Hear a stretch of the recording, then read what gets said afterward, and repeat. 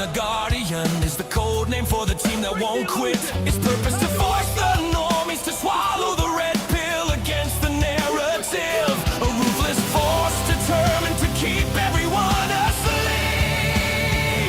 They broadcast the truth on Rumble, high clouds dropping red pills every week. Overwatch and the Guardian, the narrative is weak. We can't let it end like this! It's too late. Defenders of the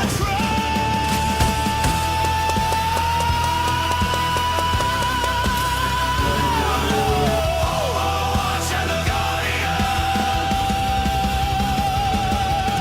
Overwatch and the Guardian. Overwatch and the Guardian. Overwatch and the Guardian.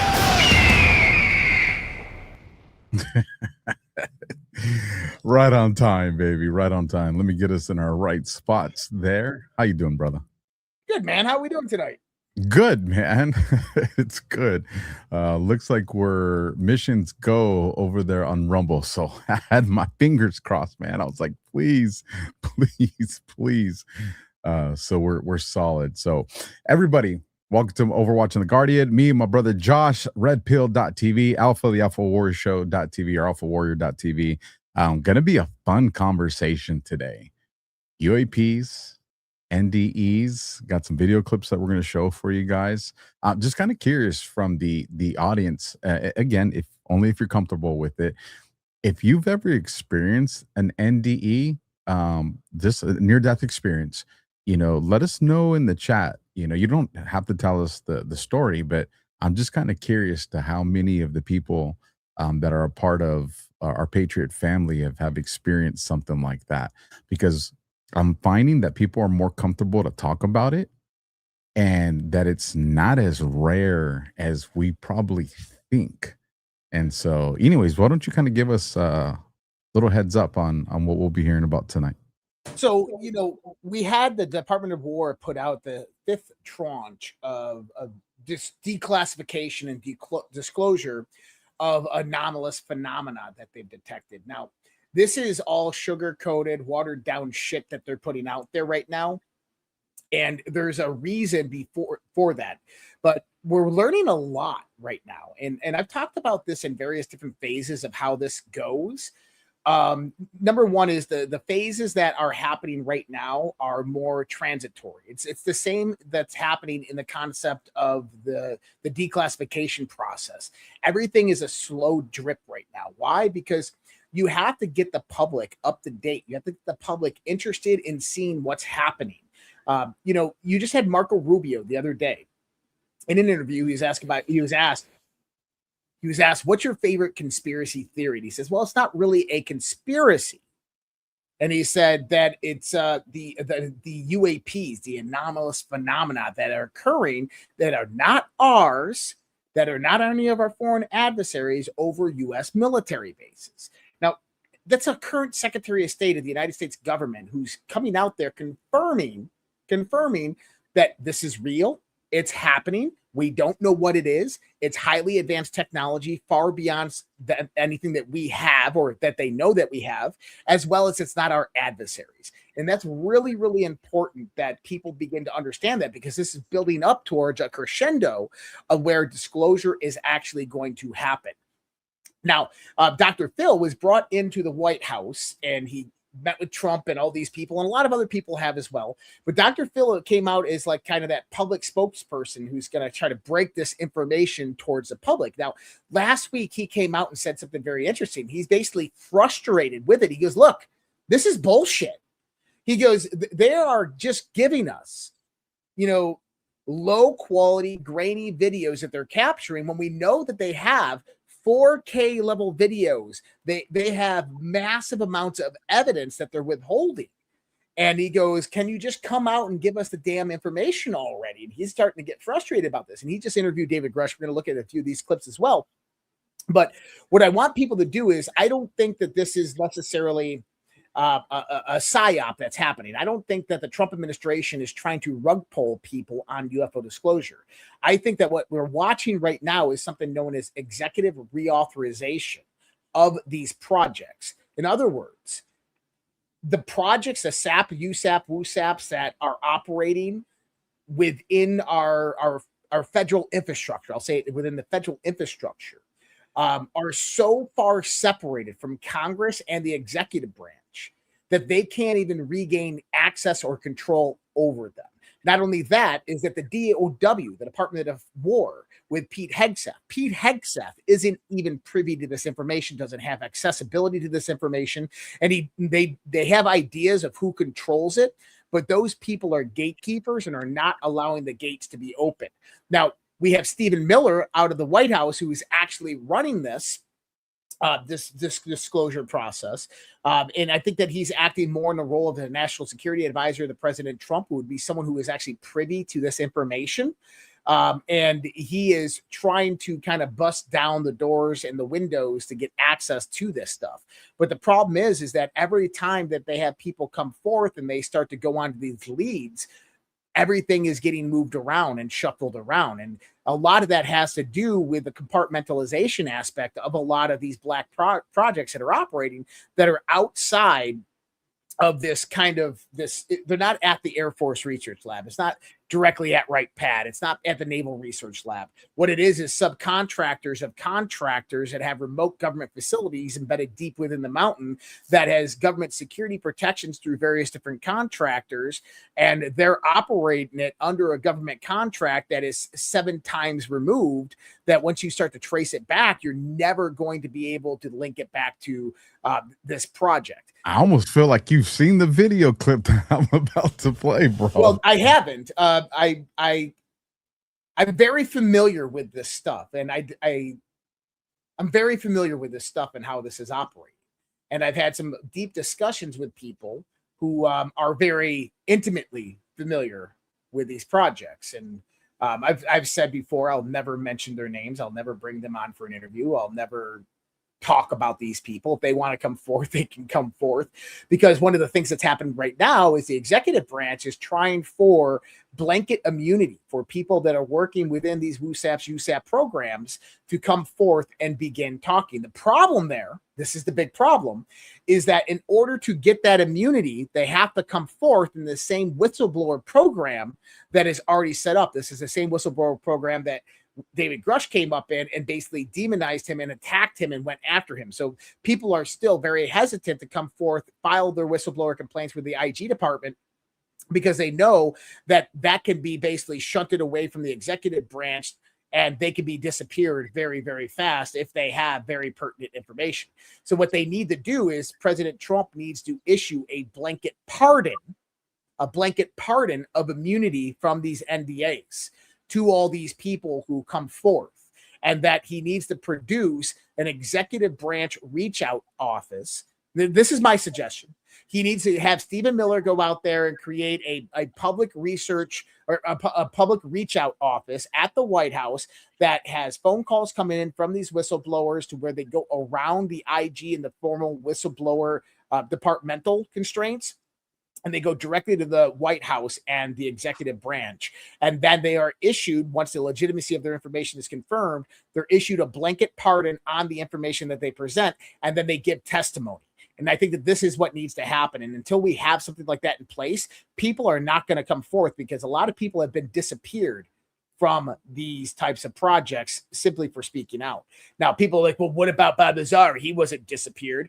Well, his whole historical record was. That's for certain. And the reason why Bob Lazar wasn't disappeared, and people can argue the fact that he was there or not there, I think that he's provided enough evidence to substantiate that he was there at S4. But I think that the reason he wasn't disappeared is because it made national headline and international news overnight when he came forth and did what he did. And so because of that, you can't necessarily just disappear somebody, because you're bringing confirmation towards that whole project. Now, there's a lot of people out there that came forth and they went public and they've been on podcasts and they talked about a lot of stuff. one thing that I would recommend for people is try not to mix professional and personal experiences. A lot of these people, they mix a lot of their professional and personal experiences together, and people take that as a narrative. I would be hesitant of that, but also with a lot of these people, the story sounds completely crazy, but there's a lot of legitimacy to what they're saying. I like crazy. Speaking of crazy, I don't know about your chat, but bro, so many people in my Rumble chat have experienced NDEs. Like I knew, but I'm talking a lot, man. Like crazy. You know, some when they were little, like just seeing that while you were speaking, I was like, right, it really caught me off guard. Like I knew I was gonna get a couple, but that like a lot of people. So that alone is very powerful too. You guys are gonna love this video I'm gonna play here shortly. Kind of articulates what Josh is talking about here through, you know, people's, I guess you could say, firsthand or secondhand information to what they know.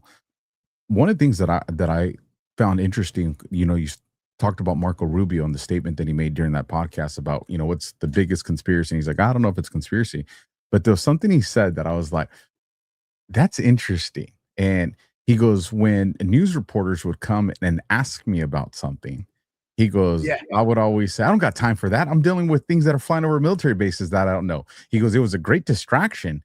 Yep. He goes, but it was still true. Now, he said it was a great deception. Deception. Yeah, deception. Thank you. Which was interesting to me because we now have a high-level White House administrator acknowledging publicly that we do deception with media and journalists. And so now again, he made sure to provide full, hit the play because this is a good one. What's a conspiracy theory that you believe in? I'm asking both of you.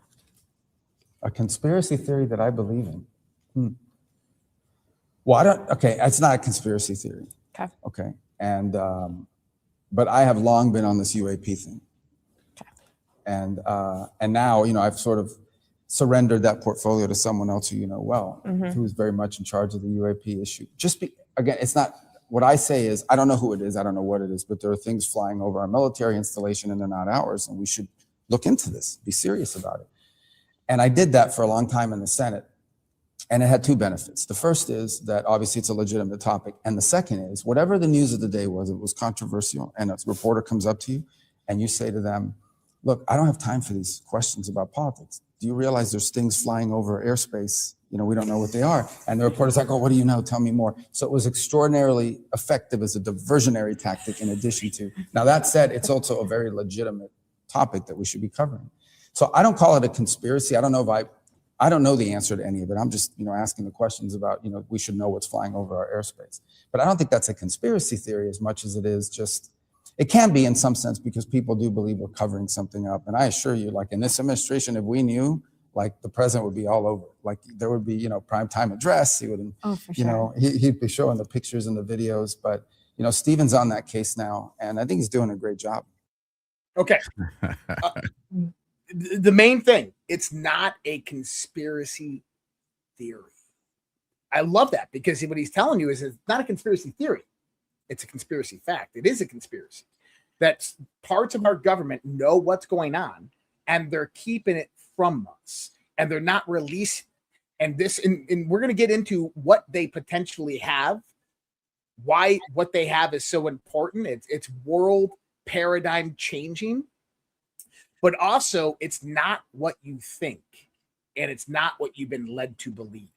That many of us believe that for the longest time, Hollywood and so forth were brought into this, and they were. We have confirmation of this, but Hollywood tried to frame it as, you know, beings from another planet that have massively advanced technology far beyond us. Before you go into the next thought, I just want to remind everybody about the White House and Trump posting all these time traveling memes and stuff like that. Go ahead, Josh. Yeah.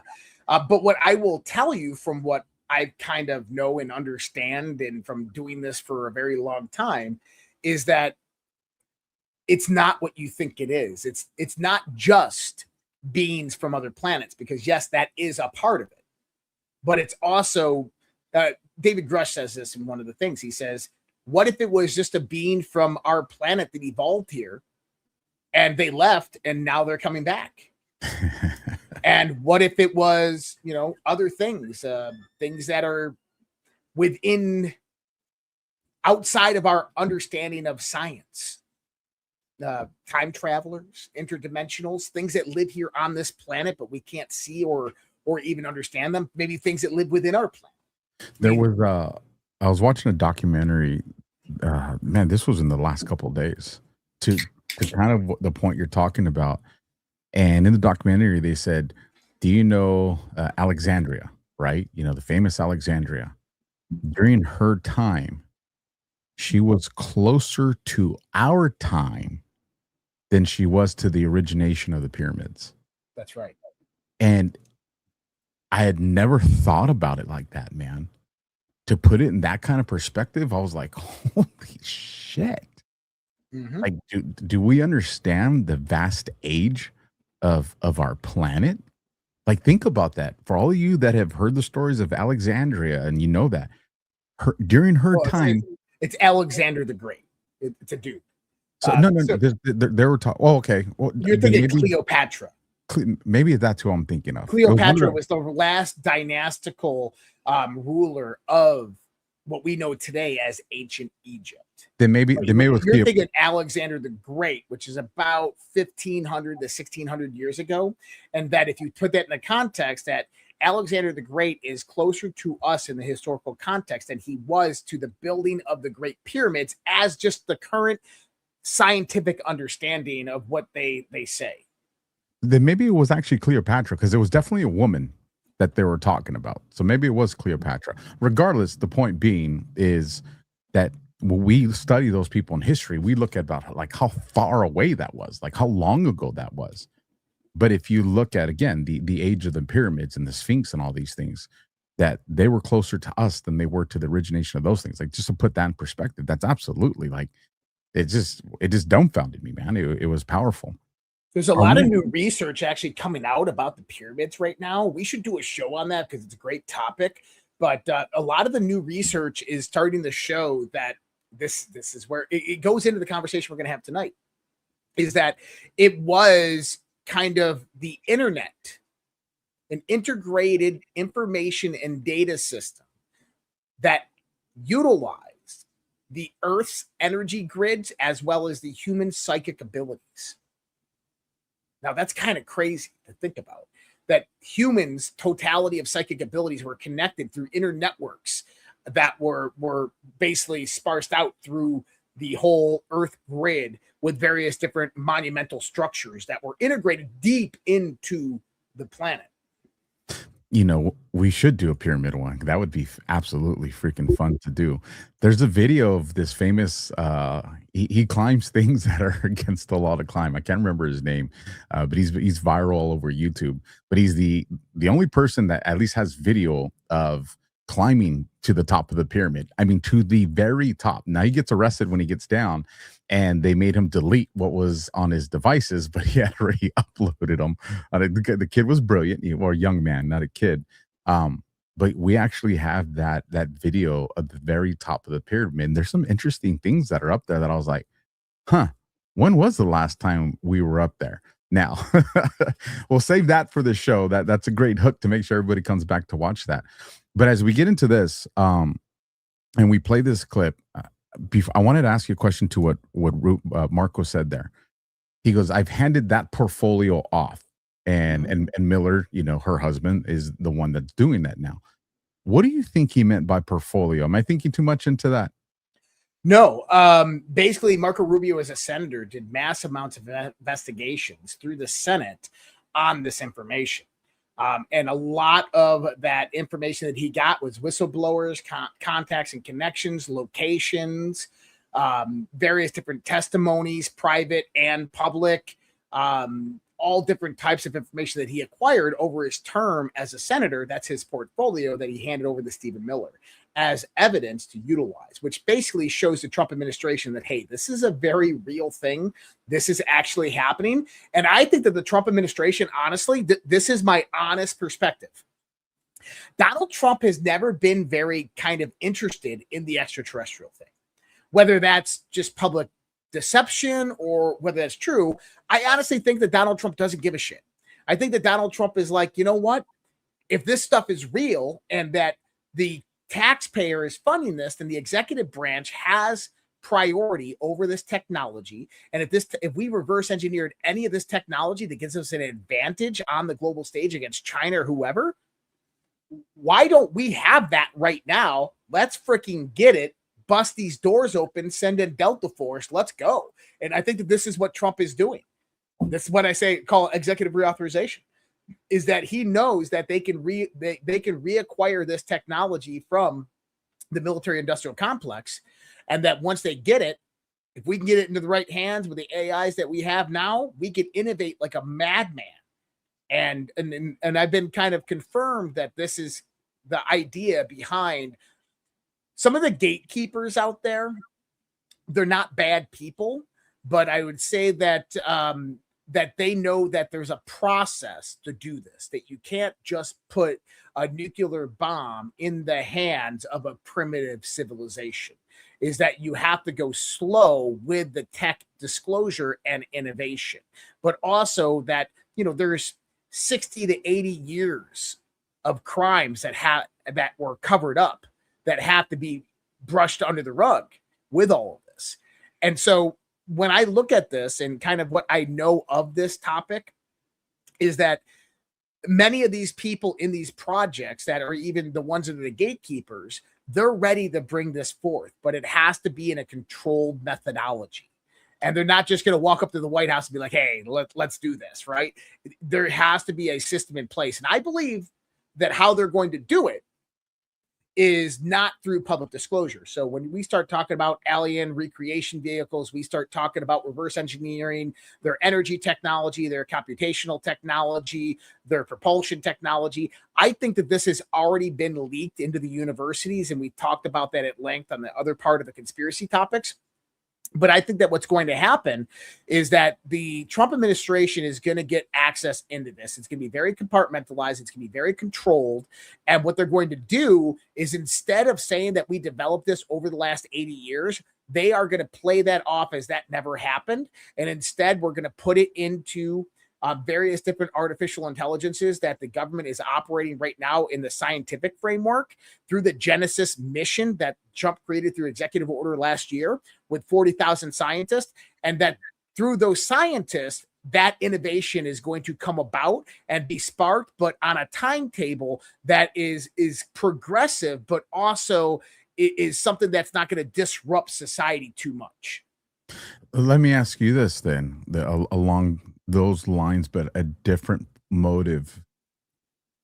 Do you think, because my take is Trump knows exactly what the hell we have and what's going on. Yeah, that's my take.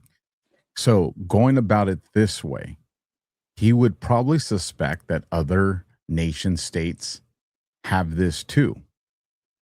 Could he be trying to get them to either rush or force and show their hands so he can see where they're at in the evolution of the technology, like the reverse engineering, or not the case? I don't think it's a rush. So publicly, it's not a rush. Publicly, I think that this might be, I think it's, because publicly it's coming out fast, bro. Well, I think that it's coming up fast for a few different reasons. These are my own kind of theories of information I put out there. But I think what they're trying to do is they're trying to get the access to these technologies as fast as possible so that they can innovate as fast as possible on a military clandestine scale. But I think that, by the way, that's already happened. So I'm going to leave that there. I don't want to, insinuate that the Trump administration is like pulling one over. Guys, if you had anti-gravity craft and you knew we had it and you had access to it, and you said, okay, if China ever attacks them, we can debut this one, right? Like, you don't put that out there. That's just bad warfare, right? Well, here's the thing. When Marco Rubio came out, and remember, the Smith-Mudd Modernization Act is still in play. So they get to lie to us just to make sure everybody remembers that. But when he comes out and he says, hey, it's flying over our military bases and we don't know what it is, and it's not ours. It's not ours. But he doesn't sound like he's scared. He doesn't sound like we're about to get annihilated off the map. And so I found that fascinating. So I'm going to play this clip. I have an ad ready for me. I don't have the common one that I was hoping that I would have. So if you have it and you want to run that one, you're good. If not, I have one of my regulars that I can run. No, go ahead and run yours. I don't have anything up right now, so you're fine. Go ahead and run that. And I want to get into some of this stuff. All right, folks, I'm going to put this QR code over my face so you can continue to look at the gorgeous face of Josh. You guys know I've been on this health gig, and you're soon probably going to see this over there with Josh as well. I'm talking about Neutronics Labs right here, folks. Man's Edge Testosterone. You guys have Secretary of War Hegseth that came out and said, any of our troops, the men that are over the age of 30, active duty or reserves, they're going to check them for their T. So obviously, they want to make sure that our men are up to speed. Why wouldn't us as men, again, this ain't just for men, for ladies too, but for you men specifically watching the show, testosterone booster, this stuff is fantastic. When you get it and you do the auto ship, they're going to throw this bad boy in there for free. IGF-1 plus 300,000 nanograms. This has the anti-aging formula in it as well. I've introduced this into my workout regimen. Absolutely love it. They have one for the women. The missus uses it. She absolutely loves it. This stuff's great. It's going to do all the great stuff aside from the recovery and the workout stuff. It's going to support your immune system. It's going to help your joint health. It's going to improve your sleep. You're going to lose fat. It's going to do that stuff. But the most important thing that I think it's going to do is with those cortisol levels. And then again, you know, the other added benefits, it's going to boost your energy. It's going to boost your libido. So again, folks, if you want to get into this stuff, go to neutronicslabs.com/alpha, and for 50% off with auto ship and a platinum bottle of IGF-1 completely free of charge. Plus, you'll get an extra 10% off when you use code alpha. So again, folks, this stuff's awesome. If you want to go max and do what I do, I have the million nanograms over here, or the Maximus one. It's the same thing as this one, but it's 1 million instead of 300,000. I love it. You guys will see that link down in the description if you're watching the replay. Josh, if you got one to run, we can do that. If not, I got that video I think you guys are all going to like. Before you go into the video, let me comment on this. Now, you said you think President Trump knows. So, there was something that happened. And if you go into the Q boards, one of the things that you'll see is you'll see the word SAP, S-A-P. And if you just do a quick search, SAP, you'll see them all come up. And it talks about HRC and SAP programs. Now, the reason it's talking about that, in 2016, in front of the House Intelligence Committee, that was chairman by Representative Chavez at the time, the Inspector General of the Intelligence Community, a guy by the name of Charles McCullough III, testified pertaining to the 32 to 36 SAP emails that were found on Hillary Clinton's home email server. Now, why is that important? Charles McCullough III goes on to state that, hey, look, we went to the DOD SAPCO to figure out what this is all about. And they said, you don't have a need to know, and we're not going to tell you what these programs were about. Now, I found this one of the most fascinating things that happened in 2016 because nobody fucking talks about it. But here's my take on it for everybody out there, because I think that I'm the only one that's kind of broken this story.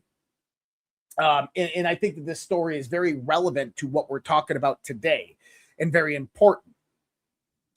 That Hillary Clinton was running a private email server. On that private email server, there was 32 to 36 emails that contain information about SAP programs. Who was the person that gave her access to those emails as Secretary of State? By the way, she did not have a need to know access and did not have the security clearances to be on those emails. It was her chief of staff, a guy by the name of Jake Sullivan, who became national security advisor to President Biden.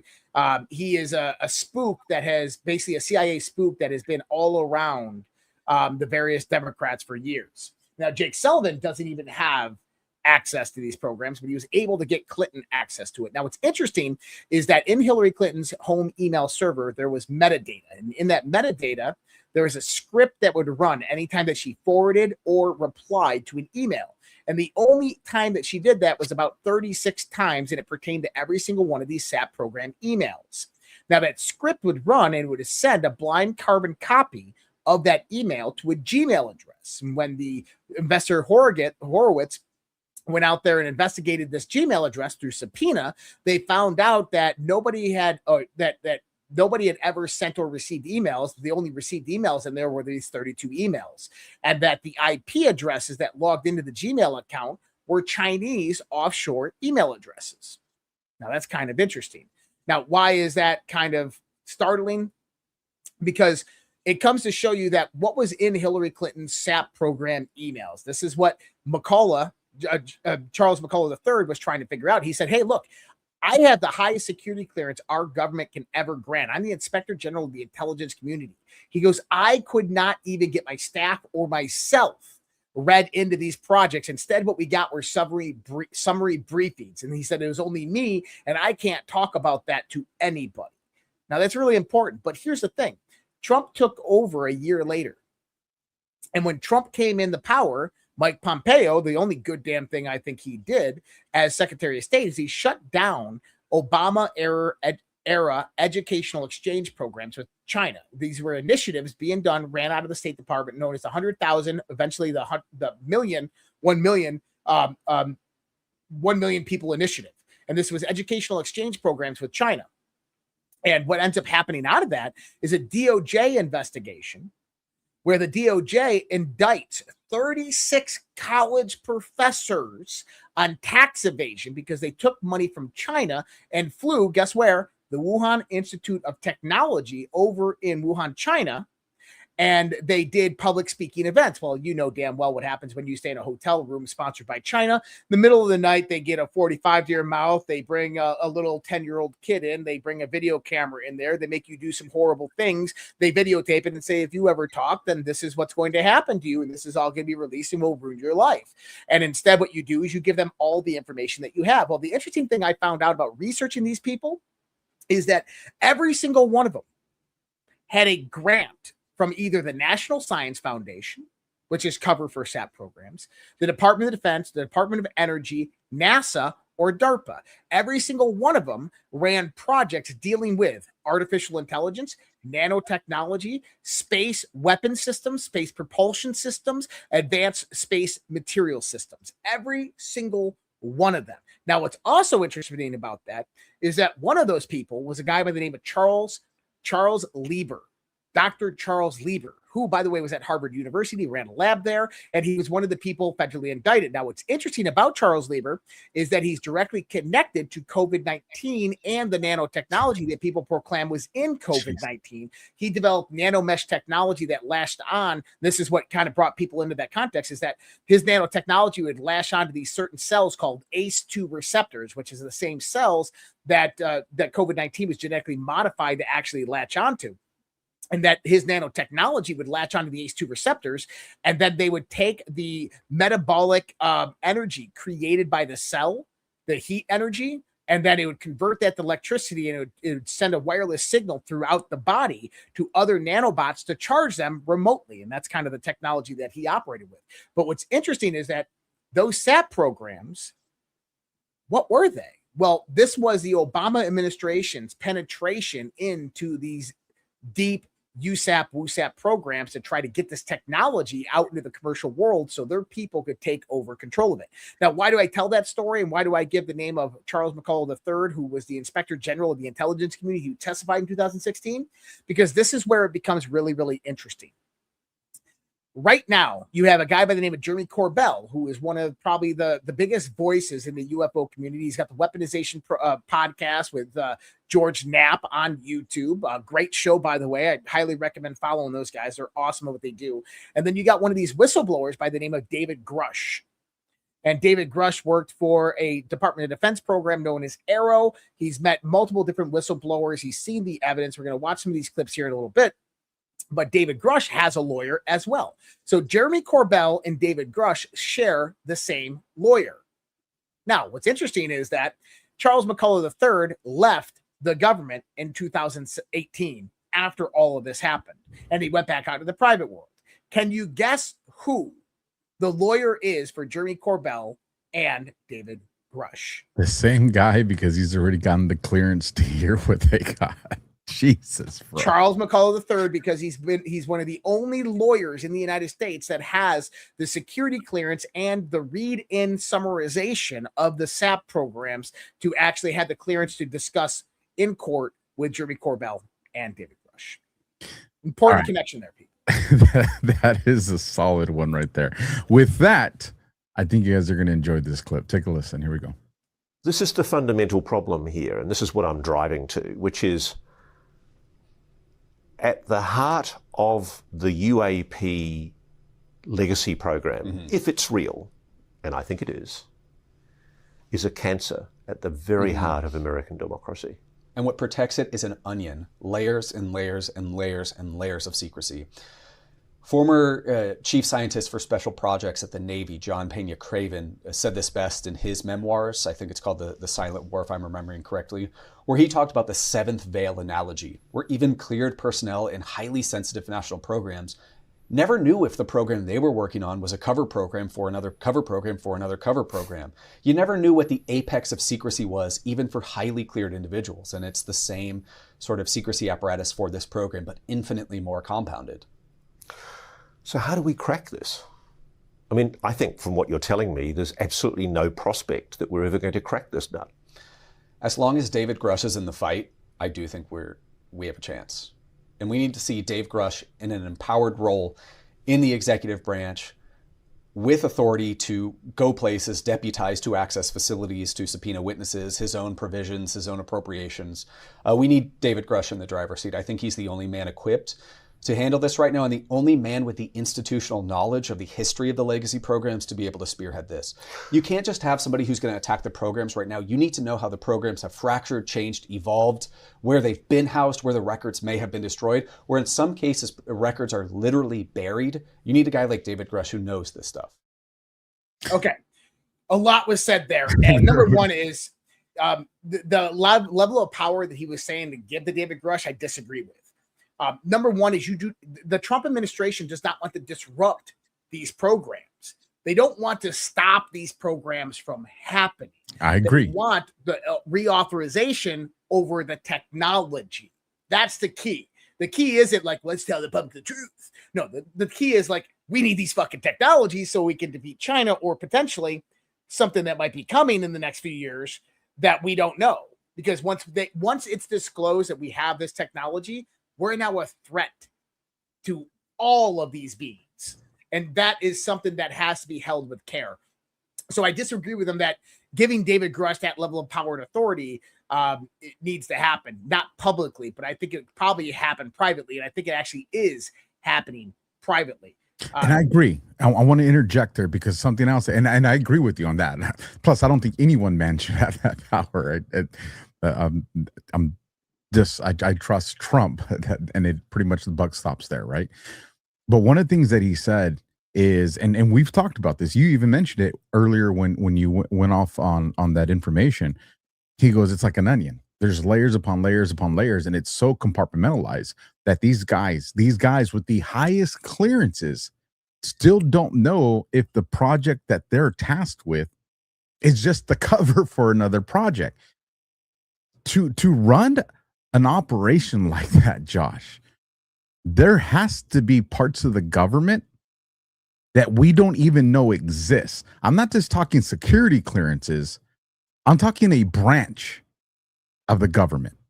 I'm talking a full-blown branch, something that would be maybe, and again, it would not have an obvious signature to it, but again, it would be included probably in the continuity of government should something like that happen. I think that's the closest indication that I think we can probably get to it existing, that it would have to be somewhere in COG if it did exist. And again, it's not going to have a title that says secret government compartment. It's not going to have that, right? But I mean, to have the funding, to cover the funding, because remember, And I agree with you. And this is why I've come to this thought. This is probably one of the biggest thoughts I've had on this from the stuff that I've learned from you. If the deep state already had it, we'd be done. So the deep state doesn't have it. So if the deep state doesn't have it, and we know that there's levels of good guys that don't know what the hell that they're working on in its totality. We have scientists that are gone and nobody can provide a rational, answer to all that going on. And we have Marco Rubio, Secretary of State, that's chilling, Trump that doesn't look worried. Bro, there's another branch of the government we don't know about. Well, so let me kind of posit this idea, in maybe this will help, right? I don't disagree that there's another branch of government, but it's not a branch of government. It is basically a consortium of people who know each other, who have no idea what the other person knows. They only have accessibility to basically funnel financing through various different circuits. And how that financing comes about from Congress into each branch and division is through basically the DOW, okay? There is something known as SAPCO, Special Access Programs Commanding Officer. In the NGA and CIA, this is known as CAPS, right? So there's basically the capital acquisition for these various different projects and how it moves into various different SAP programs. And each interagency has its own functionality that runs its various different SAP programs. And so how do you move? So by the way, and I should define this as you have what's called SAP programs, special access programs. You have WUSAPs, which are waived special access programs. Basically, a WUSAP is a special access program that does not exist. So the SAP, and then there's one that doesn't exist, and then there's unacknowledged USAPs, unacknowledged special access programs. And basically, what they will do is that's your 3 layers of the onion. Is you'll have a SAP program that's going to distribute out to like 10 different companies. Those companies are primary contractors. So Lockheed will be one of them. And Lockheed will do a program through the Air Force Research Lab. And then Lockheed will open up a subdivision over in, let's just say, Eastern Utah. Okay? And they'll open up a subdivision in Eastern Utah, way up in the mountains, embedded about 10 to 15 miles inside the mountain. Right? And then what's going to go on is they'll have Wackenthut come in, and they will do the security for this, and that will be under the government project. So that's one subcontractor. Then what they'll do is they'll create another subcontractor, so another defense company that maybe only deals with optical physics. And maybe it's a 5-man team that has a business, and they'll bring them in there. And then they're going to go out there and they're going to hire 6 or 7 different individuals. They're going to bring them in. They're going to have a certain accessibility to that room that only deals with optical physics. And then they'll have 10 other subcontractors. But here's the key, is then they'll have 20 other subcontractors on the same contract that never see the facility, that work somewhere close and nearby on various other projects, maybe the F-35 or the F-22 or the stealth bomber or something like this, because that is the ground cover. So when we talk about the layers of the onion and the separation of this, there's a direction, people who direct the funding. But every level that you get into this, they don't know what goes below that level. And that's really, really important. Now, if the Congress really wanted to do something about this, all they have to do is shut off all funding for SAP programs. So, but I want one thing about that, because I want to get off the SAP program. And I know you want to get off this, but how do I know? I want to continue on that because I want to read you something. Oh, okay, go ahead. So, well, no, go on that. I don't want you to lose that thought, so I can hold it. So let me ask you, one reason I know Donald Trump for sure, 100% knows about the truth of all of this topic is he was recruited, we know, by some generals. by some generals. Stop, bro. He was recruited by some generals. Yes. Right? And the main reason that they recruited him was because SAP programs were being released to universities and China was stealing the technology. Okay, so now I want to read. Hold on. It gets better. Now, one of those people, okay, in 2018, Donald Trump appointed somebody, a general officer, to SAPCO at the Department of Defense. And that person ran all the SAP programs and had direct knowledge and access to all the SAP programs through the Department of Defense from 2018 into 2021. Okay? Now, that person was put there specifically and strategically by Donald Trump. That person also briefed President Trump on what we're talking about today. Now, what's interesting about that person is he's still with Trump today in the administration. He's the current chairman of the Joint Chiefs of Staff, General Dan Kane. Raising Kane.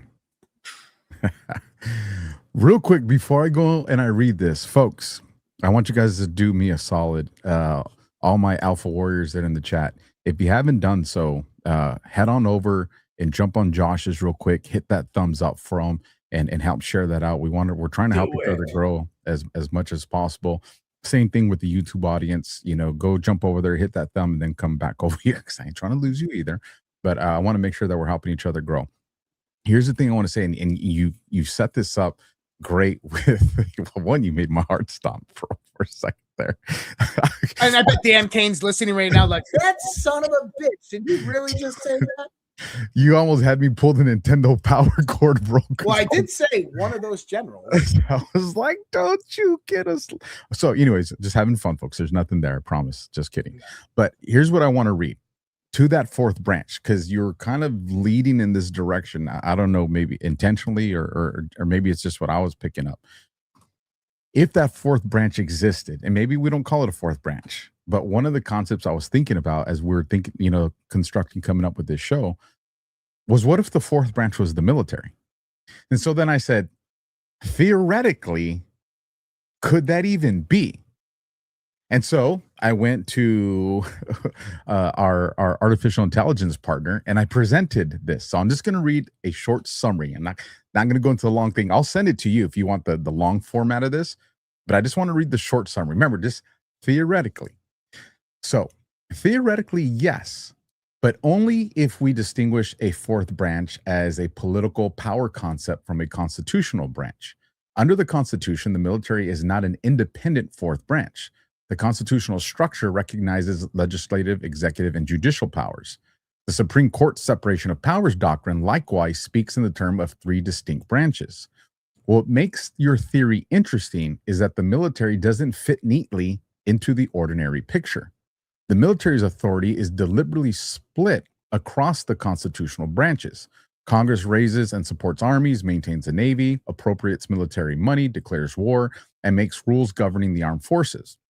The president is also the commander-in-chief and exercises operational command. The judiciary can resolve constitutional and legal questions involving the military authority, while the military also operates in its own congressionally authorized military justice system, which is completely separate and on its own. So constitutionally, the military is almost the opposite of a fourth branch. Its power is intentionally distributed so that no single institution completely owns it. But here's where the fourth branch theory gets stronger. Or almost real quick here.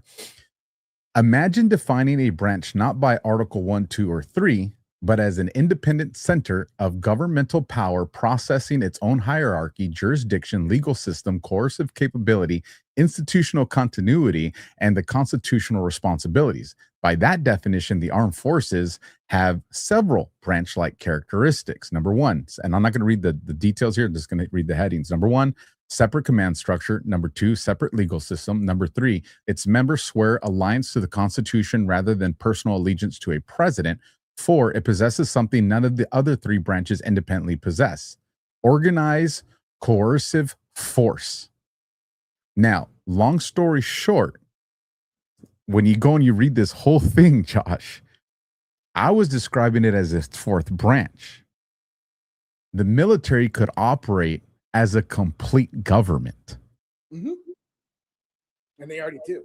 And okay, so if you wanted to get these funding projects and these SAP projects and that Genius project, and you wanted to do it, and you wanted to make sure that the military maintained some oversight to this, but nothing that was too obvious, could you just come up with a new branch in the military and just maybe call it Space Force?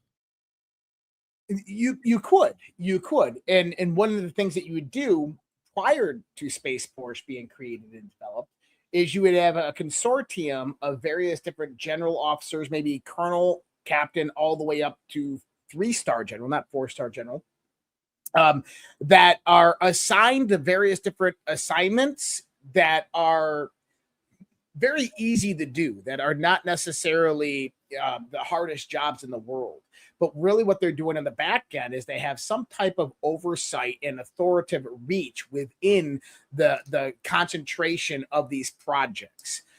Whether it's collaboration with the various different defense contractors, or whether it's the authority that comes about over the various different national labs or defense labs. But I think what you would actually have is probably a group of generals, I would say between 8 to 12 of them, that would be basically managing these programs. Each one doesn't know what the other one knows, but they all know something.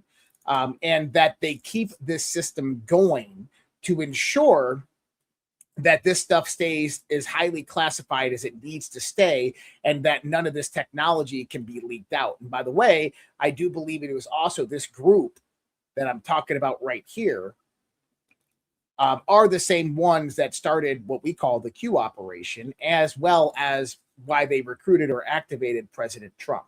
And I say that because SAP programs were being stolen under the Obama administration, and even previous to that, special weapons and capabilities were being leaked to various foreign adversaries. And I think that many of them probably did position to go start Space Force. I think there's a lot of disagreements within that. But I think Space Force is kind of the framework that is being developed right now to be the acceptance of those technologies. I don't necessarily say that it has them or is that, but it is being built as the framework for the acceptance of those technologies. I also think that this is one of the reasons why President Trump keeps Elon Musk very close by, because he has the capitalistic infrastructure to innovate very, very fast and efficiently when this technology does begin to come about. So let me ask you this. So if this military force existed, and I believe it does, and they showed that we had a complete infiltration into the U.S. government in every existing branch, could they come up with a plan, an operation, something to say, hey, we are now taking charge until this gets cleaned up? And maybe something like military is the only way.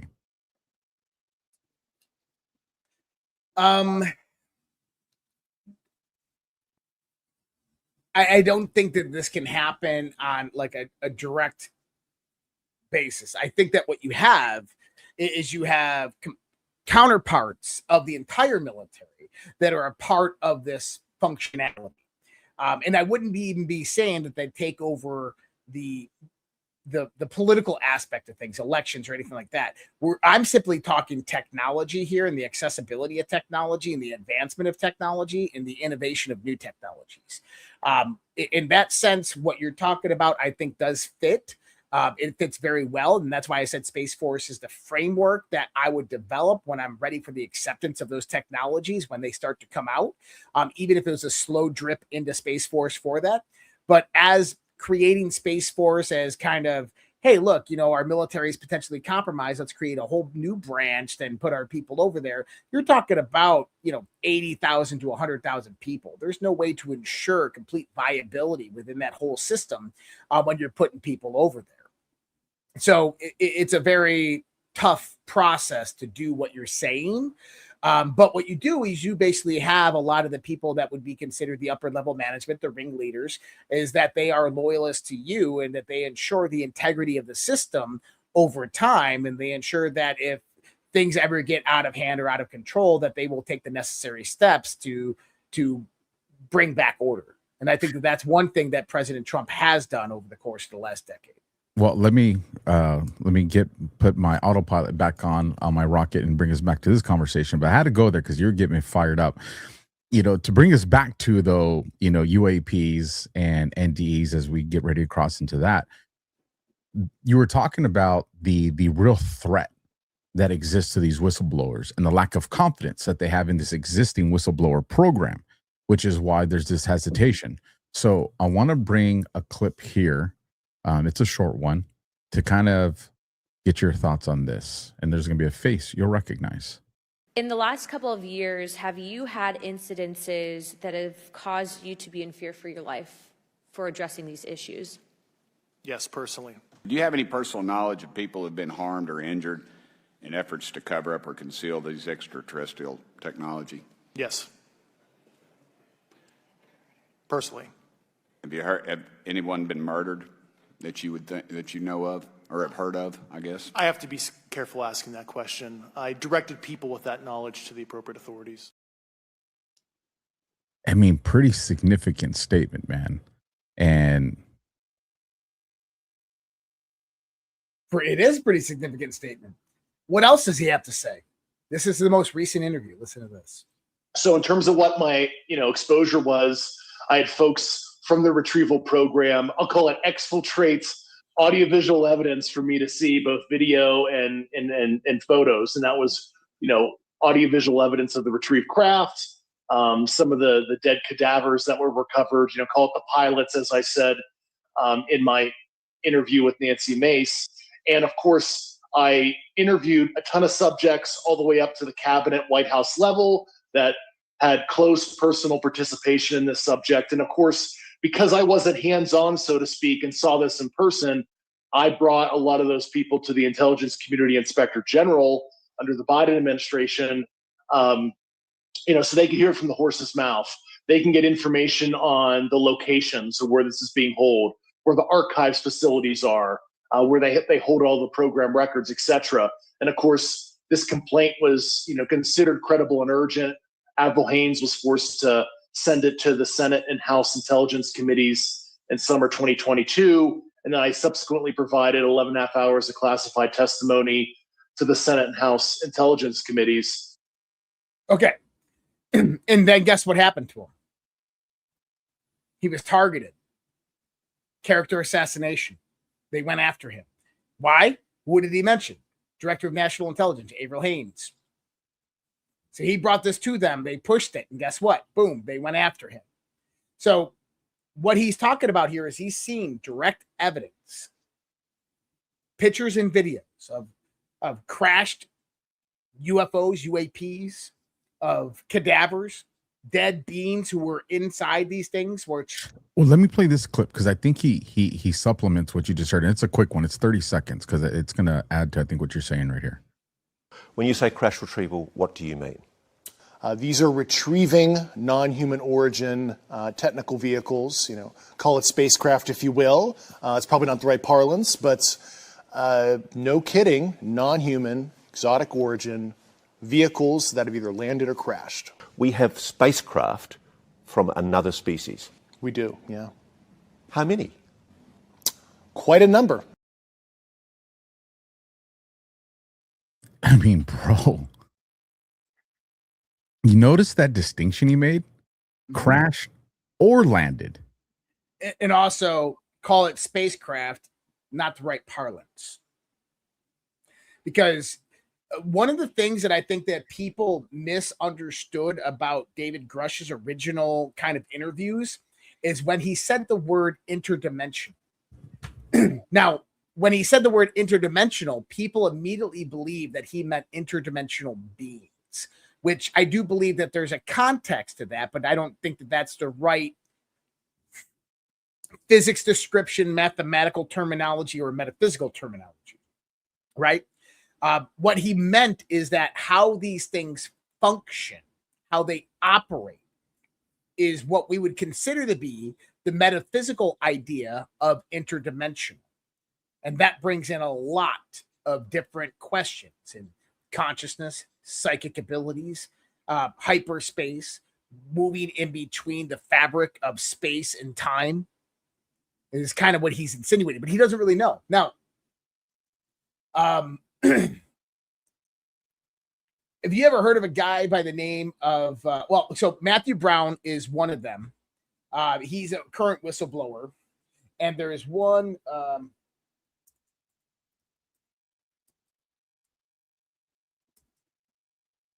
right, 1 second.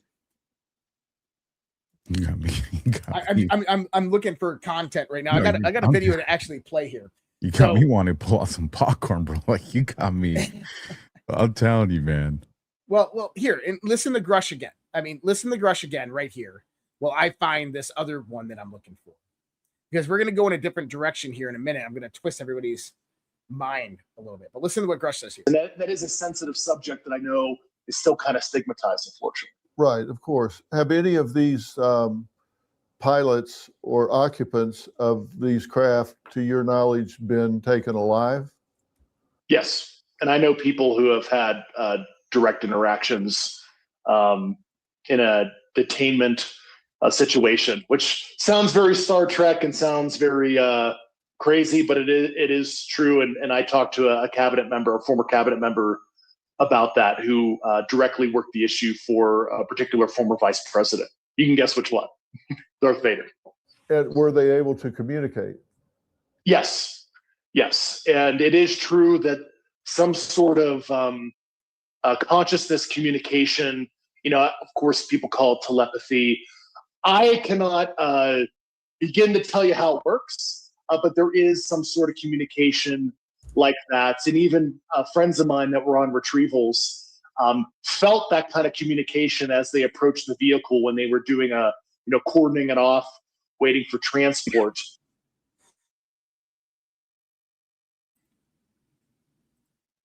What are your thoughts on that?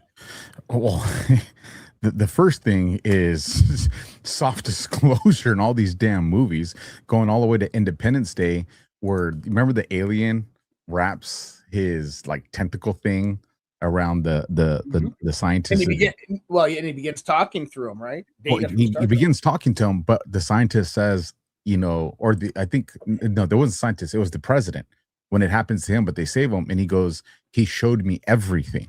Yeah. I start thinking that when I hear this stuff.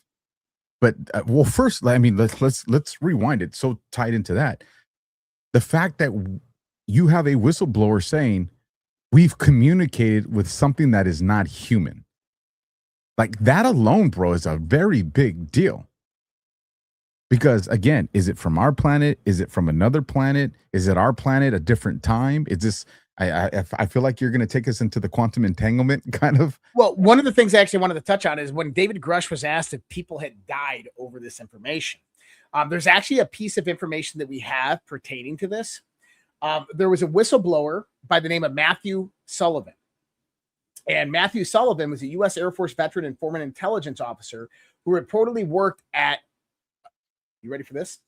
NASIC,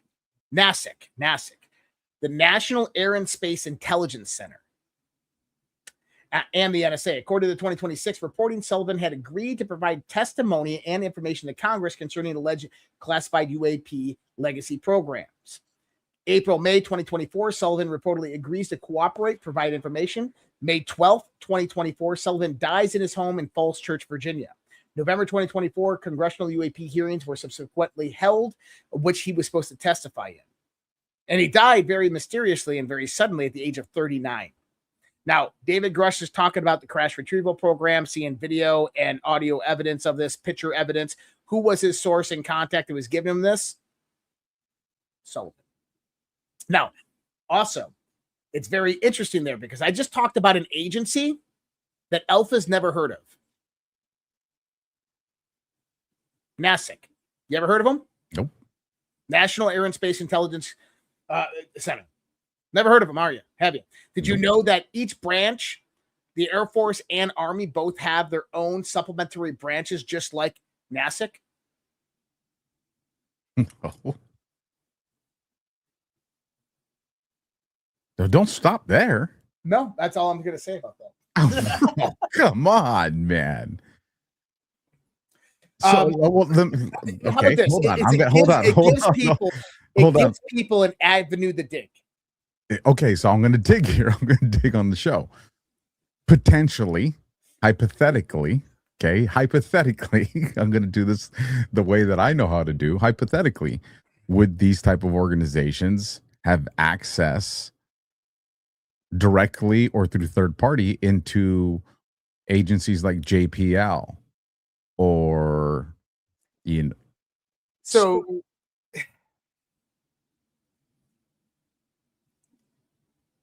NASA, like the NASIC, what they actually manage is a lot of our early warning and detection threat ballistic missile nuclear warning systems. So they are directly associated with the Department of Energy. Okay. It's an interesting dig for people out there. I'm going to let people dig on that one themselves. I'm not going to. Well, something that we can talk about, because we were given the go-ahead after we waited for a period of time to pass, is, tell me this, Josh. How does this tie into near-death experiences, especially when we've had some missing scientists and people adjacent to the science community that have gone missing recently? And some interesting information on one of them was that they actually were working heavily on near-death experiences. How do you tie these things together? Well, David Grush actually just tied it together there when he was talking about the communication with these live beings that we had, and that you can call it telepathy, but it's more of a conscious connection. And anybody who's been an experiencer like myself have had these conscious connections where you get what you consider to be downloads of information. And I'll kind of put it out there like this, is that the downloads of information that you get, it's not like your computer downloading information and you open it up, it's all there. These are like, you were there, you experienced it, you know it firsthand. It's like pertinent information that is like readily available, but it also needs to be unlocked, that unless you're thinking about it or going down that data stream, it's not apparent to you or present to you, if that makes sense to people. I wanted to put that out there. One question I want to wrap up before we go into this segment that you're talking about here is this, because I like giving people places to dig here, okay? Because we had an audience of diggers. I want to listen to just a little bit of this clip. Are not from the craft. Visual evidence for me to see both video and photos, and that was, audiovisual evidence of the retrieved craft, some of the dead cadavers that were recovered, call it the pilots, as I said in my interview with Nancy Mace. And of course, I interviewed a ton of subjects all the way up to the cabinet, White House level. Okay, we already watched that clip. Apparently, that's not the right clip. David Grush is asked about the location in this clip, okay? He's asked about the location of these, and he goes, well, the problem with that is that every time that we had a whistleblower come in and give us a location, by the time that we were out there investigating, nothing was there. And he says, but if you want to know one of the locations that we know of, just head west. And I went and put a post out there. Just head west, before Nevada, north of New Mexico, south of Idaho, approximately where the pavement ends, the signal disappears, and end of the desert rises into mountains. Keep going until there's nothing left on the map. You're getting close. Approximately 30 miles north of Lake Powell, buried somewhere deep within the mountain. I'll let people dig on that. Go to Google Earth. Check it out. See if I'm right. Tell me what state we're looking at here. I was trying to track in my head. Utah. Okay. Utah. Okay. Utah. They're in Utah. I have no association or affiliation with any of that stuff. I can say that publicly because I know that for a fact. They're in Utah. But you asked about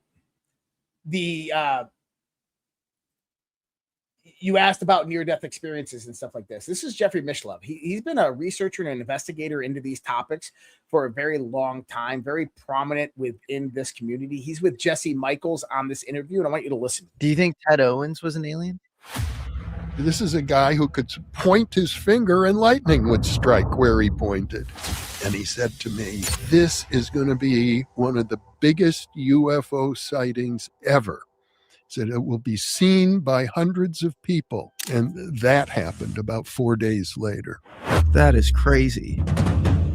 Ingo Swann claimed to have used remote viewing to travel to the moon, where he believed there were aliens who forced him off. Thinking aloud. Hello and welcome. I'm Jeffrey Mishlove. I'm here with one of my heroes who has hosted for the last few decades one of the most incredible shows. I recently interviewed people who suggest that the intention is to build a civilization where humans and aliens will be living together. The ancient gods, the Anunnaki, perform genetic experiments on our primate ancestors. It seems like a lot of religions, at least at their sort of more esoteric core, were centered around the liberation of the soul from the body. I would only qualify that by suggesting that while we use language that says the soul separates from the body, it might be almost the opposite. It might be like going deeper into the body. Have you ever had spooky things happen to you? Okay. It's a phenomenal interview, but that last part is what I wanted people to start hearing and talking about. And in this, Jeffrey Mishlove talks about a mysterious billionaire who paid a PhD $500,000 for proving that the soul survives the death of the body. Now, I wonder who that billionaire was. Well, how about this? Let me bring up this last clip. Does his name start with E? No, it doesn't. Does it start with D? This is billionaire Bob Bigelow. Oh. Knapp, and I want you to listen to this. I never felt threatened. I know others really have, and people that associated with our work had times that they had to struggle with what they had encountered. And you know these people too. And so, but I personally never felt that way. I felt a different kind of connection. And so, like with the Skinwalker Ranch, I felt like I was a caretaker. I was a facilitating, hosting people, to certain kinds of folks to come to the property, government people to come to the property, and scientists to come there and do things. But I was a facilitator is all. And never threatened. I had a great night's sleep every single time, and some other people did too. You know, there's an aspect though to this survival work. It's a bit different, and there's a piece of it that, and if people bother to read the literature, if you bother to go into the books and really try to find quality material. And it's out there by the hundreds of books, by quality authors. You'll come across publications that after a while, you'll start to get a consensus because of multiple sources coming at you. And you'll start to get a consensus of a feeling of things. And so it does have this aspect of things to be concerned about. And you know, I've told you that since we formed this institute in June, all of a sudden we had people around us that started having things happen, and not all of it was rosy. Okay, so I mean, this is family members, myself, my staff, and none of this we expected. None of it we hadn't asked for anything, positioned anything, decided to do any kind of this kind of research. Our whole intention to begin with was simply trying to get ourselves up to speed in the literature. Excuse me, after being away from this for so many years, focusing on the space world, right? That's been mainly what I've been doing, except for the Skinwalker Ranch thing for 20 years, is the space world has been huge in my life to pursue. The legitimate parochial kind of, using fire engines, rockets to get you there. So we didn't expect anything like this to happen. And so this is a different, this Holy Grail is different than the second Holy Grail. If the second one being the ET is a little bit lower, and this first one, is there any part of your consciousness that survives your bodily death? That's a big deal. That's a huge story. That's gigantic. Like I said, people don't want to think about it or talk about it in general, because they don't want to think about dying or That's right. contemplate that. Yeah, who does? No getting around it. But if the project that we're about to discuss, if it is successful, if you could establish contact, if you could prove it, it could be a great benefit to everyone. I mean, well, you have to be, Okay. So what the project they're talking about is the Center for Conscious Studies, which Bob Bigelow has started up around June of last year. And what he was trying to say is that since we've started it and they started researching the soul, the existence of the soul, out-of-body experiences and near-death experiences, that they have had weird things start to happen to them. Not only that, is people start experiencing various different type of psychic phenomena. Now, what's interesting is the similar types of experiences with people with out-of-body experiences, near-death experiences, they're different. Near-death experience is more of like, a lot of people see Jesus or God or their various different religious construct manifest in front of them. Old family members, it's not your time, turn around, this type of thing. Where an out-of-body experience, you're more in the realm of the real. And you can go into the realm of the woo. At least I believe that you can, because I have. But it's you start to open your mind up to this whole different construct of reality. And one of the other things that we add in there is DMT or 5-methyl DMT or NMDMT, all of these things. Is what these things do is they open up the receptors and remove the filters. And I believe that they're giving you a perception into these other worlds. Basically, is if you think about of a radio station, is right now as a human being, your brain, your physical biology is tuned in to a frequency of reality. And that our soul has a larger scope of frequency. So your body can only receive this one channel and that channel only. But your soul is a transducer of all channels. It can go to any which channel. So what happens is when we start to transcend the spirit, the soul, into the body, we can transduce the frequencies of which the body is attuned to other different types of frequencies and start to see a more broader perspective of what the universe actually is that we live and exist in. Now, this is really important because people are like, well, how do we just transition to this conversation? Because this is how this technology works. I'm going to say it. Do you want to know how UFO, UAP technology works? I do. PFM. Do you know what PFM is? I'm waiting. Pure fucking magic. Shit. The reason I say it's PFM is because there's a component of consciousness that drives and operates this technology. So I shit you not. So let me pause you there.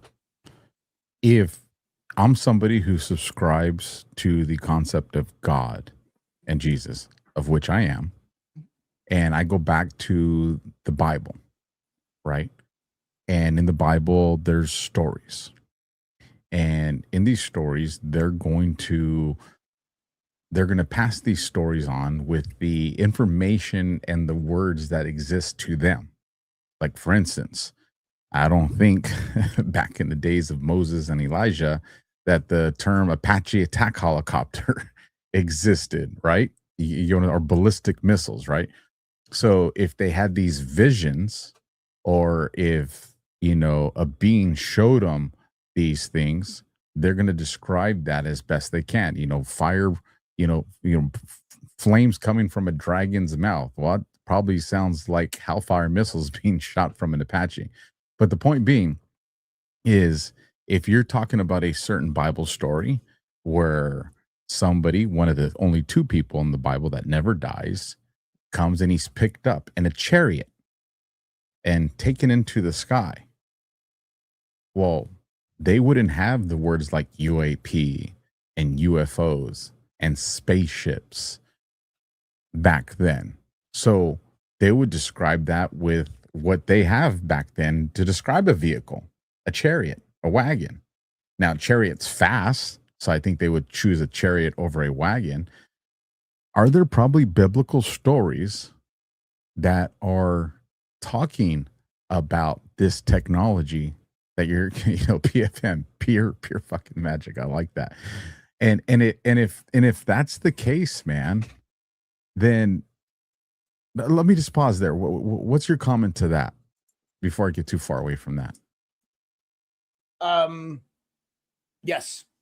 Okay. So then now let's go to Lazarus, right? The story of Lazarus. He's raised from the dead. I mean, that's a hell of a damn near-death experience, if you ask me. What? Man, I got to be careful the way I say these things, because I don't want to offend people or make people question my beliefs. I believe in God. I want to be very clear about that. Let me lay an Arthur C. Clarke quote on you. Okay, thank you. Okay.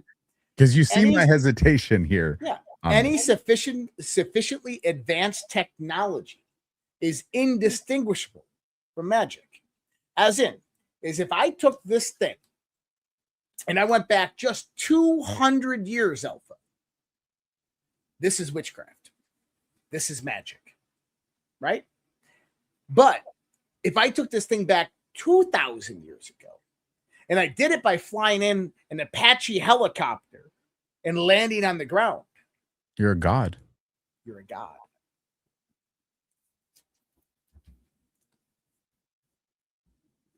Not saying that that's what that was. Not, I definitely believe and love Jesus and God and everything like that. But you have to start expanding your scope of understanding that just because we have a religious doctrine doesn't mean that it gives us the whole scope of God's creation and the reality of which we exist in.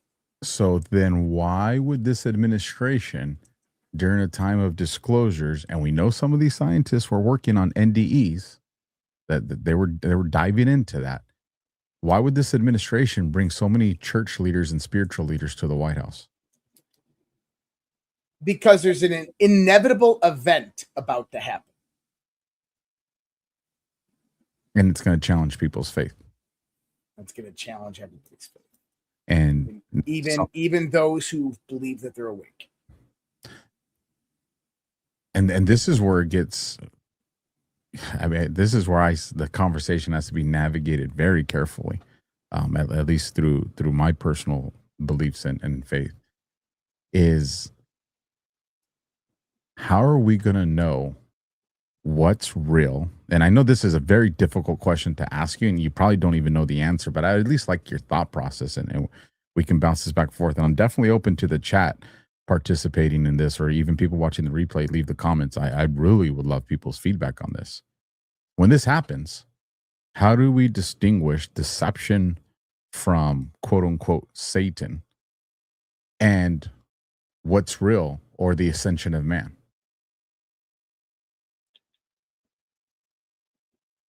I know it's a very unfair question to ask, but if there's a person I'm going to ask, it's going to be you, bro. Yeah, it's a good question. And maybe one of the things that we have to do, and I don't want to be hated by people out there, is you have to completely transform the constructs of what you believe reality to be. Now, is deception real? Yeah. Is evil real? Oh, yeah, absolutely. Are some of these things which we're talking about, whether spiritually aligned, extraterrestrial, ultra-terrestrial, interdimensional, are some of those things deceptive and or evil, or deceptive and evil? Yeah, absolutely. Now, how do you know the difference? That's where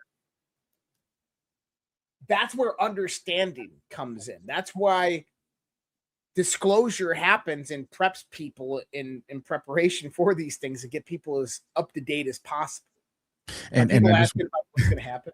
and I wanted to the chat. This is Alpha Pray Discernment. No, trust me, I pray. I pray a lot. But I want to remind you folks of something you may not know. Okay, there's technology out there that, and this is why I think, of course, I'll never say that there's technology that can ever be compatible with God, our Creator. I won't take that position. But there's technology, trickery, pure fucking magic, whatever you want to call it.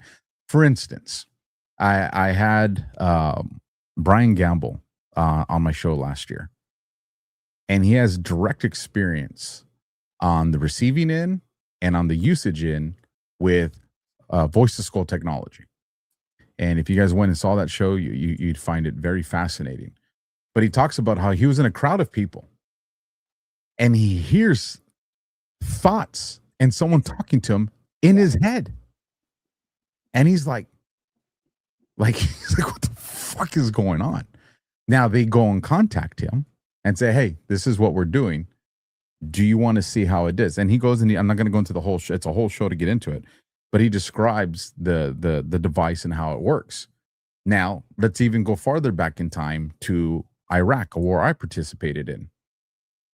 There's a lot of information that has surfaced now of our enemies that we're fighting against, saying that the reason they were surrendering to us is because the voice of God came and told them to. Wasn't that recently declassified? I believe it was, but I didn't want to put it out there because I wasn't positive on. So what's interesting about that? This isn't the first time I've heard that. There was one of these UAP UFO whistleblowers that came out recently and did an interview. I'll have to find it, but he talked about that exact mission. He talked about that exact mission where they utilize voice to skull technology to do that to the Iraqi army. He was actually saying one of the reasons during the original Desert Storm and then later on in the second Iraq that they basically acquiesced is because Allah told them to. And so where I'm going with this is, again, I do believe our Creator is the all-powerful, which means he's going to give us the tools to figure this out, which is why I'm having this conversation. Because you remember, folks, we talk about discernment a lot, but we also don't want to acknowledge that we've been programmed. Like, we struggle with that. We don't want to ask certain questions, and we don't, especially when it comes to religion and faith, because we've been programmed that if we do, it's blasphemy. Now, is it truly blasphemy, or is it a construct to keep you in the box? Now, again, I can only speak for myself because I will never tell people how to handle their faith, because I will never push people away from God. I believe in God. Nothing's going to change that for me. But what I'm saying is, to that old saying, and I'm not going to go through the whole saying, but, there's a flood, the police come knock at his door, you got to evacuate. No, I'm praying, God's going to save me. The flood comes, the Rangers come, and you guys know the escalation of this all the way to he's on the roof and the Coast Guard comes and says, hey, jump on the helicopter. No, God's going to save me. He dies and he goes to the pearly gates and like, God, why didn't you save me? And God's like, I sent you the police. I sent you guys. I sent this. I sent you all this. Like, what'd you want, bro? Well, think about that now, but apply it to us. If evil, because I do believe evil exists, if evil is going to use all these constructs to keep us programmed and afraid to ask questions, God's also going to provide us with the tools and the technology to combat that. But we got to reach out and use them. And so that's kind of where I'm at. And so, I would, of course, I'm going to say pray and ask God for guidance. That's first and foremost to me. My personal belief is God has to be at the front end of every plan if you want it to be successful. And I believe that. I'm just saying that from some of the stuff we hear off the network, shit seems like it's going to get pretty squirrely in the near future. Very. And so again, we're heading one last towards- thing, and I'll give it right back to you. Don't forget this book, folks. 5th Generation Warfare, artificial intelligence and the role of the church.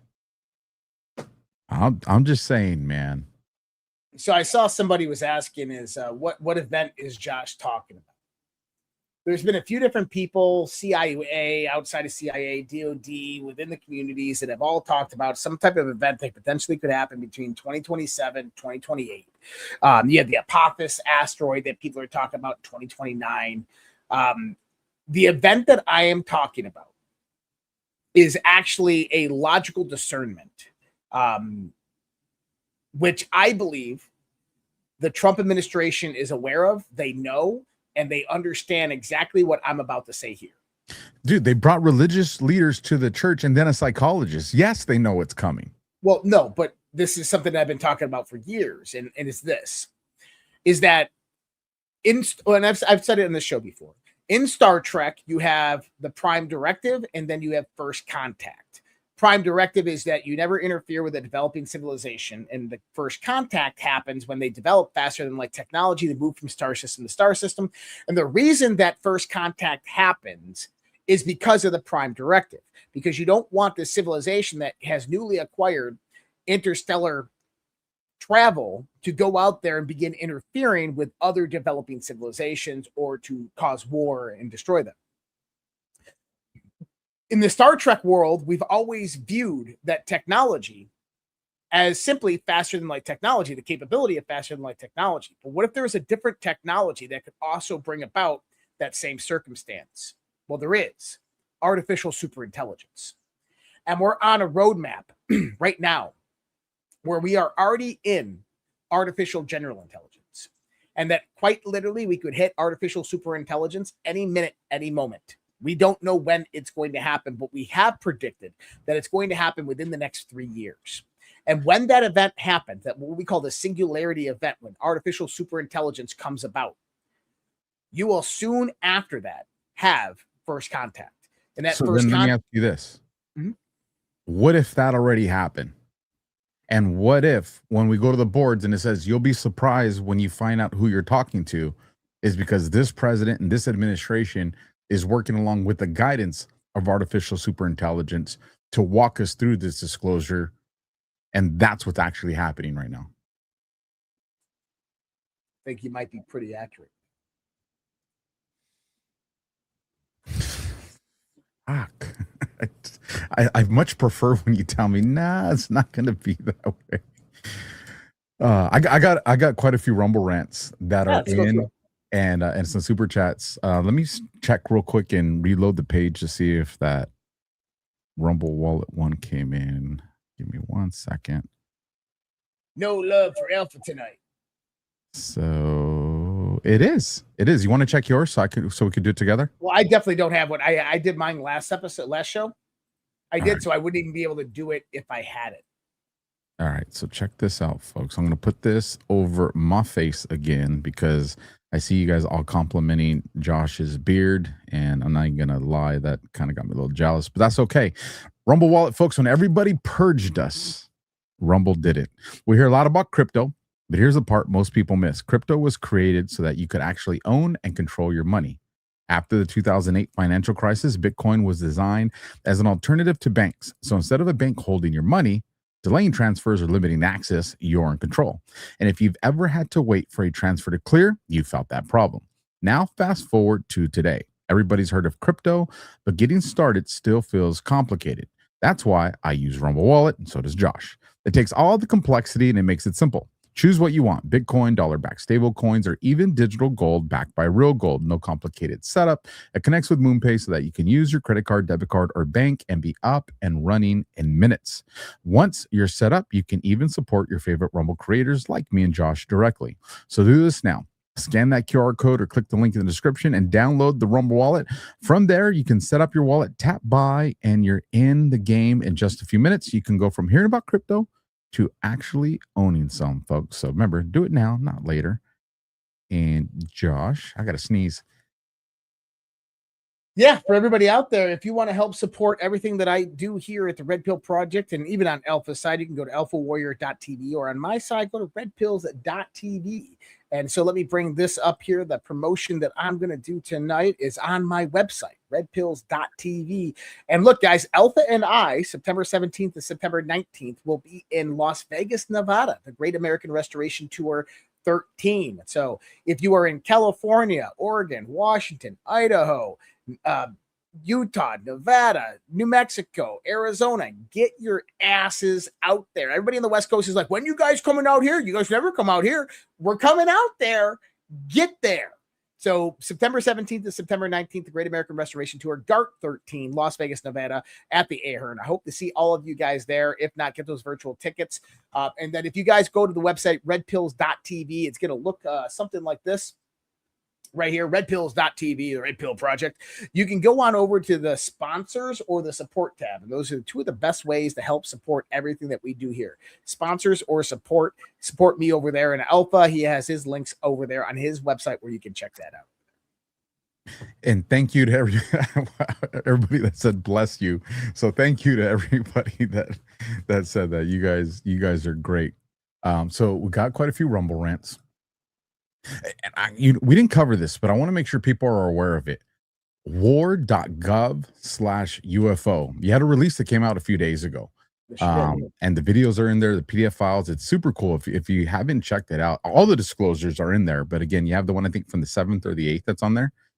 Actually, before we get into the Rumble rants, let me ask you this question. And Dr. Phil asked this question during that interview. And I was like, no shit. Me and you have both been in the military. We've seen, without describing the details of it because it's classified stuff, but we've seen the imagery. We've seen the videos. We've seen the static photos. They've been provided to us when we do operations. Bro, that shit's clear as day. Why do all these disclosures look that they're recorded with a freaking, like some old, Nokia phone or something like that? So you're right. And here's the other part.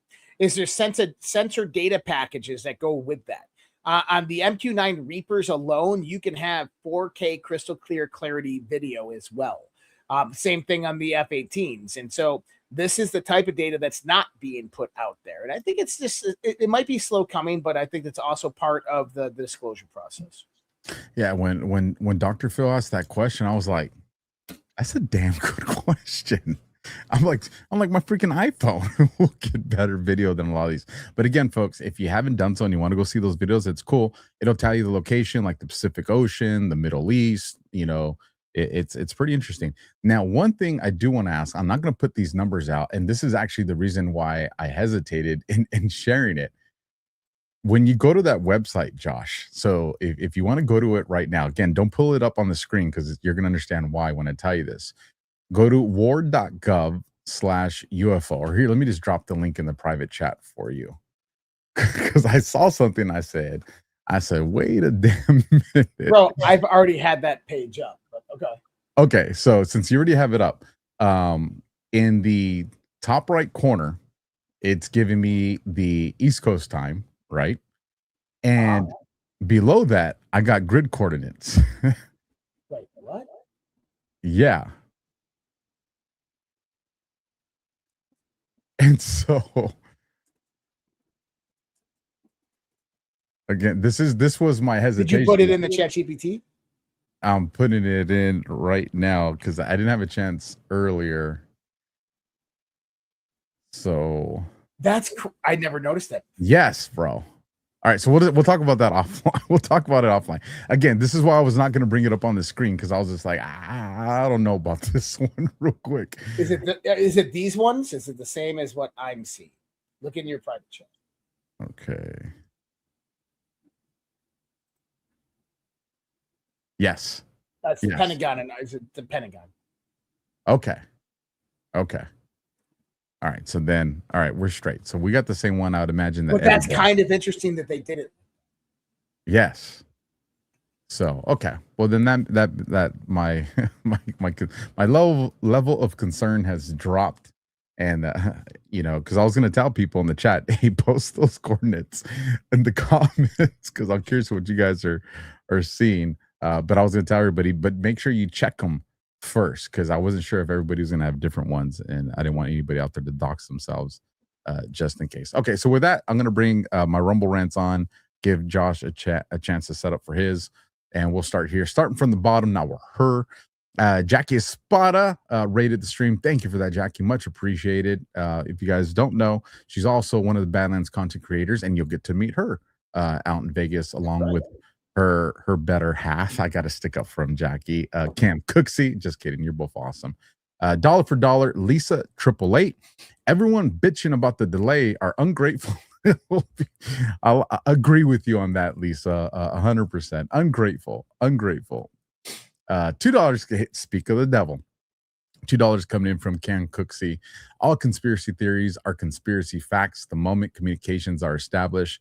What is a conspiracy and what is a theory? Thanks for the weekly mental workouts, gents. Absolutely. And if you guys are unfamiliar with Cam, you need to go see the content he does down there in Badlands. He's seriously one of the nicest guys that's out there, folks. You know, and other Badlands hosts should watch our shit as well. Yeah, 100. I'm down with that, man. Hell yeah, I'm down with that. $20 coming in from faithful Rotten Dog, tipped via the Rumble wallet. That's what I'm talking about right there, folks. $20 coming in from Larry 5673. I love listening to Josh, but you're both military and you follow orders. What if ranks have been infiltrated and the enlisted isn't sure what is going on? You both called me a Fed a year ago. Well, it kind of sounds like a Fed question there, Larry. It does, Larry. Larry, are you a Fed? Shit, Larry. Why are you putting us in this awkward position again? Because that's a total Fed fucking question right there. Larry, you stuck around, so one, appreciate that. And again, thank you for contributing to the show. Here's what I'll say. Yes, rank and file. Look at his, I'm no Fed, laugh out loud. Yeah, let me just read the next one. $2 again from Larry. I'm no Fed alpha. Oath always stands. You've seen the plaques, my friend, made for me 100%. And that's what I'll say. Rank and file. Let's go to the very early, the very, the ones that are still wet behind the ears, right? The boots of the boots. This is where leadership becomes an important role. Because the younger guys that don't really understand the culture or don't really understand the power of their oath, let's be honest, a lot of these guys take the oath, but as a young guy, they just want to come in and do a job. They don't really understand that oath yet. They know it's important. I'm not saying they don't understand its value, but they don't really understand the context of their oath. That's something that comes with maturity and, becoming an expert and authority in your job. So this is where it's going to really fall on great leaders. And these are the same guys that probably got kicked out of the military because they said, I'm not taking that jab. They were the role models. Now those guys are being brought back in. They're getting back pay. That's awesome. But it's going to be incumbent upon those guys, should military orders ever come out, to be like, look, fellas, what we're being tasked to do is unlawful. And it's outside the scope of our oath.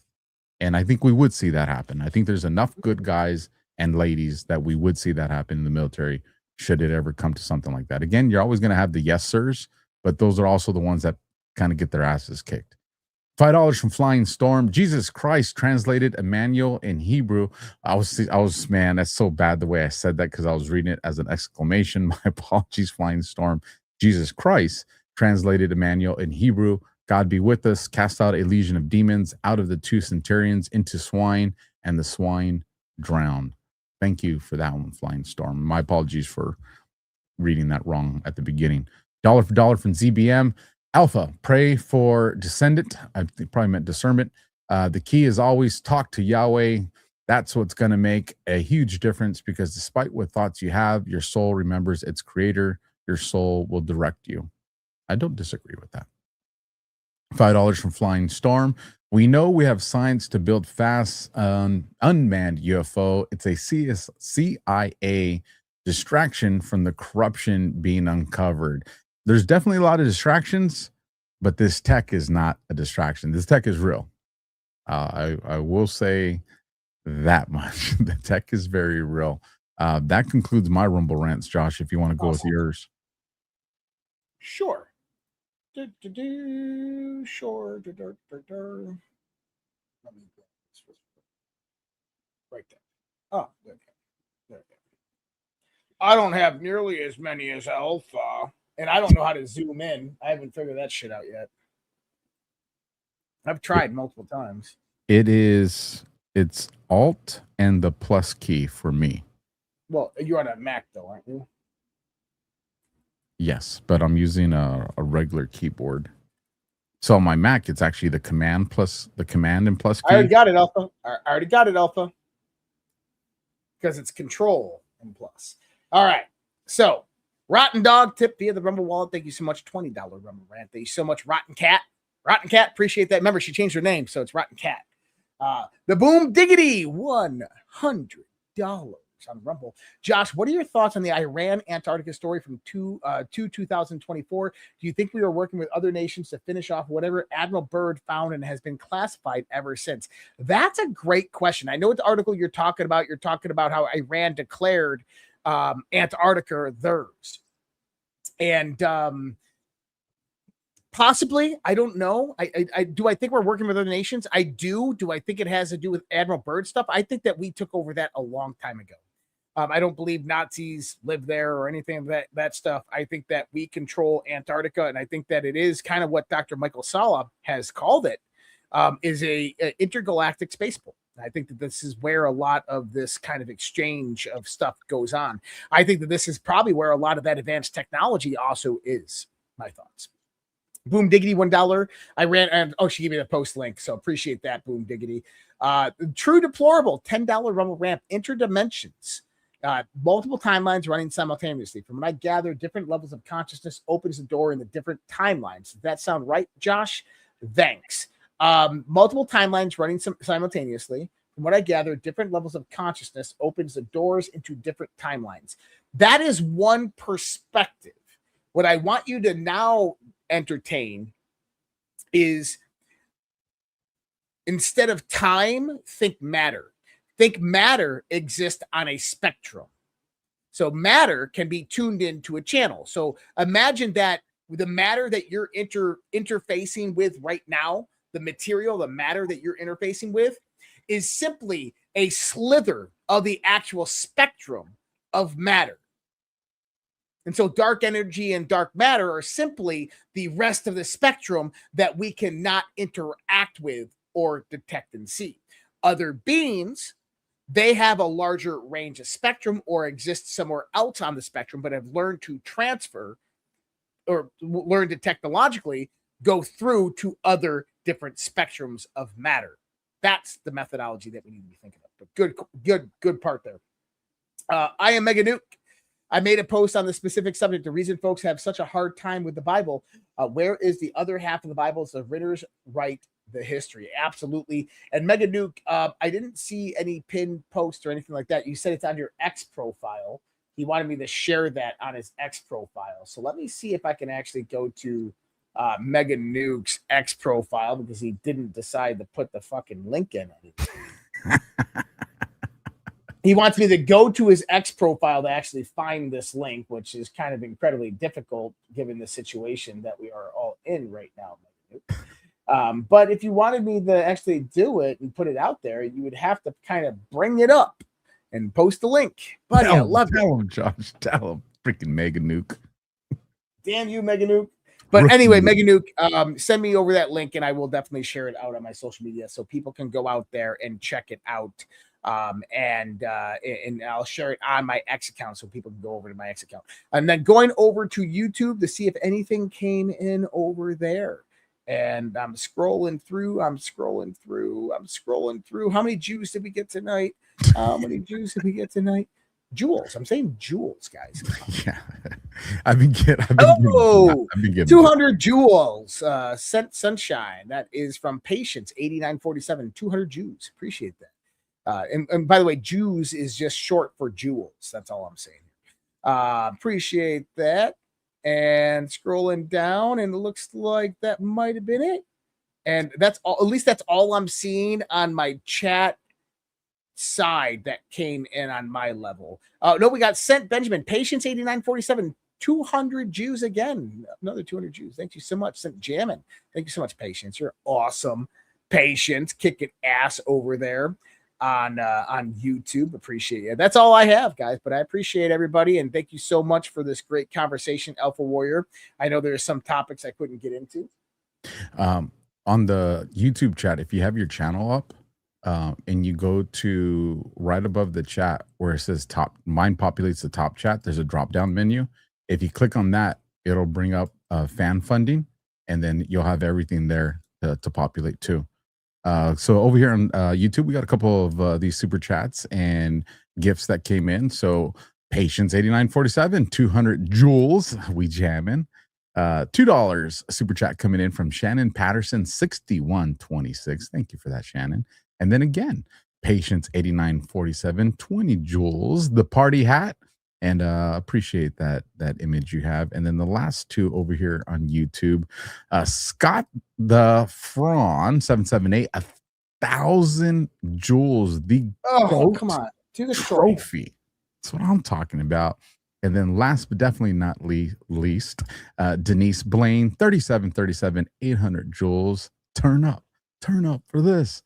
And then I think there was a Rumble rant that came in at the very end. Yes, dollar for dollar, Huck Fillery. I think I might be a Fed. How would I know you're a Fed? You're in that identity crisis. But if you think you are, you're definitely a Fed. Josh, what do you got coming up the rest of this week, brother? Where can my audience find you? Well, hold on. I got 200 more Jews that came in from Rotten Dog on YouTube. Thank you so much, Rotten Dog. I appreciate that. Megan Nuke did send that link. I'm looking at the post right now, and the post says, it dawned on me why so many folks have an issue with this collection of books, the Holy Bible. Where is the other half of the story? Like so many of the revelations in the current environment, COVID, vaccines, USAID, we were told a story, not the story. Oh, that was good. I wish I used that line. Nice. Good job, Megan. I will definitely go ahead and share this. So that's on my X account for people out there. It's also in the Rumble chat. So what do I got coming up? Tomorrow night, live Q&A with my audience. So everybody can go over to redpills.tv, go over to the one tab that says, I don't know what website pulled up. Go to one tab that says premium, and in premium, you can learn how to subscribe. It's YouTube. Facebook, by the way, added Facebook into the premium subscription level. So thank you so much, Facebook. So YouTube, Facebook, X, we got socialredpill.com, my private social network, Locals, and Substack. Those are the premium levels. And if you are a premium subscriber over there, just a low-level base subscriber, you can get into live Q&A tomorrow night at 10 p.m. Eastern time with myself. So looking forward to seeing everybody there. A lot of fun, folks. I've been to them. Pen W sneaking in there at the end with 10 joules hiding. Folks, you can find everything alphawarrior.tv. Just search me out on the different platforms. It's always a fun conversation to have with you on this. I'm waiting for somebody to comment, like put like 10 joules and then just put did it afterwards. And then I'll be like 10 Jews did it. Jeez. And now someone's gonna or 10 Jews rule the world. So someone's gonna. This is why you do the shorthand of joules. It makes it fun. I'm waiting for someone to exploit it. Don't forget, on the way out, folks, push that heart, smash that thumb, leave a comment. We'll catch you on the next one. Good night. God bless. That's number 5.